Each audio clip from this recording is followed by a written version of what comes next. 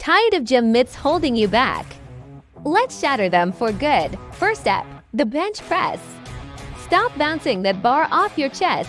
It's not about momentum. It's about controlled reps to build real strength.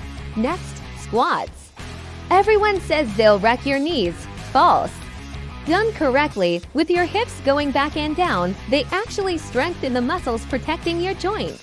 Then there's the deadlift, the so-called backbreaker, the truth. It builds a rock-solid posterior chain when you keep your back straight and lift with your legs. Don't even get me started on ego-lifting bicep curls. Swinging heavy weights does nothing. Focus on time under tension for real growth. And finally, endless cardio for fat loss? Nope. Smart strength training boosts your metabolism far more effectively. Train smarter, not just harder. If this helped, smash that like button and subscribe for more fitness truths.